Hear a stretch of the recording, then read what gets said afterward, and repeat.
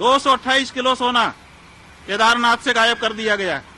ये कहाँ का नियम है? क्यों नहीं उठाते हो प्रेस वाले इस बात को? आज तक कोई जांच तक नहीं बैठाई गई। 228 किलो सोना का घोटाला केदारनाथ में हो गया। বন্ধুরা, যিনি বক্তব্যটা রাখছেন উনি আমাদের শঙ্করাচার্য অভিমুক্তেশ্বরানন্দজি।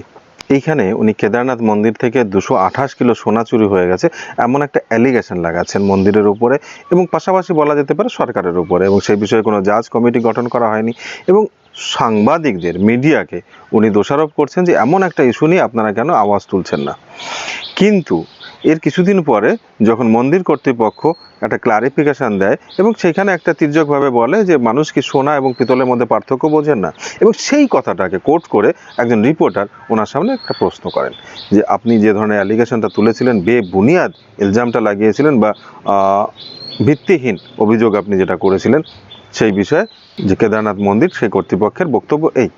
উনি তখন বলেন যে মন্দির কর্তৃপক্ষের সেই অভিযোগ ওনার জন্য প্রযোজ্য হয় না। আমি বুঝতে পারি না উনি কি মানে অভিযোগ প্রুফ হয়ে এসছেন তার জন্য আর কি। কারণ হিসাবে উনি সেইখানেই বলেছেন ওই বক্তব্যে শেষ দিকে যে উনি যে বক্তব্যটা তুলে ধরেছিলেন সেটা মিডিয়া রিপোর্ট ছিল, আর যদি দোষারোপ করতে হয় তাহলে এর জন্য দায়ী ভারতবর্ষের মিডিয়া হাউস। উনি কি বলেছিলেন চলুন কনভারসেশনটা আমরা শুনে নিই। आपने केदारनाथ मंदिर में 228 किलो सोना चोरी होने का बड़ा आरोप लगाया। मंदिर कमेटी के लोगों का कहना है कि आपको सोने और पीतल में क्या फर्क नहीं पता है।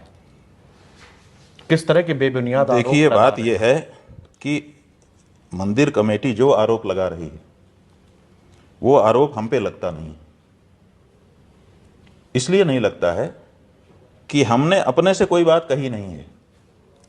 भारत का जो मीडिया है, आप, ये मंदिर कमेटी ने जो आरोप लगाया है ये भारत के मीडिया के ऊपर लगाया है, क्योंकि हमने जो बातें कही हैं वो मीडिया की रिपोर्टिंग के आधार पर कही हैं। এইবার বুঝুন ঠেলা। মিডিয়া রিপোর্ট যদি ভুল হয় সেটাকে আপনি ছড়াতে পারেন, ফেক প্রপাগান্ডা, ফেক নিউজ আপনি ছড়াচ্ছেন, তার দায় আপনার উপর একটু আসবে না, কারণ আপনি শঙ্করাচার্য। এটা হতে পারে কি, সাধারণ জনগণ ফেক নিউজ ছড়ালে পরে তাদের যদি সাজার প্রবণতা থাকে, তাহলে শঙ্করাচার্য যদি এরকম ফেক নিউজ ছড়ায়, ফেক প্রপাগান্ডা ছড়ায়, বেবুনিয়াদ অভিযোগ যদি উনি কোনো সংস্থার উপরে, কোনো ব্যক্তির উপরে লাগান, তাহলে তার কি সাজা হওয়া উচিত নয়? যাই হোক, এই শঙ্করাচার্য উনি নিজেই একজন কন্ট্রোভার্সিয়াল ক্যারেক্টার। ওনার বিষয়ে বিস্তারিত নিয়ে আমি একটা ভিডিও বানিয়েছিলাম। আপনারা যদি ওনার বিষয়ে আরও জানতে চান তাহলে আমার প্লেলিস্ট চেক করতে পারেন, সেখানে ডিটেলস পেয়ে যাবেন। এছাড়া কমেন্ট বক্সে প্রথম বা দ্বিতীয় কমেন্টে আমি এটাকে পিন করে দিয়ে দেবো, আপনারা সেখান থেকেও দেখে নিতে পারেন। কি বলবেন আপনারা? রাজনৈতিক ব্যক্তিত্ব আমরা দেখেছি তারা সকালে একটা বললে পরে রাত পর্যন্ত পাল্টে যান। বিহারের মুখ্যমন্ত্রী নীতিশবাবুকে তো পল্টু চাচা বলে নামই দেওয়া হয়ে গেছে।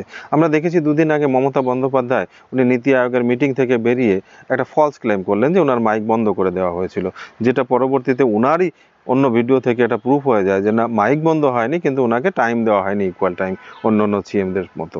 অর্থাৎ যখন দেখলেন যে শাক দিয়ে মাছ ঢাকা যাচ্ছে না, যদিও এটা ওনারই কোট করা ছিল ওইখানে, সেটা উনিই বোধহয় শাক দিয়ে মাছ ঢাকতে চাইছিলেন, যখন দেখলেন সেটা পারলেন না। এবং নীতি আয়োগ পরবর্তীতে ওই অফিসারেরা যারা ওনারা সাংবাদিক সম্মেলন করে সেইখানেও এটাকে ক্লারিফাই করেন যে কি হয়েছিল। অর্থাৎ এটা পরিষ্কার বোঝা যাচ্ছে যে পুরনো পরিকল্পিতভাবে এই নীতি আয়োগের মিটিংটাকে নিয়ে একটা হাইলাইট, একটা হাইপ ক্রিয়েট করার জন্য মমতা বন্দ্যোপাধ্যায় আগের থেকেই প্ল্যান করে উনি গেছিলেন, এবং সেইখানে গিয়ে উনি সেটা চেষ্টাও করেন।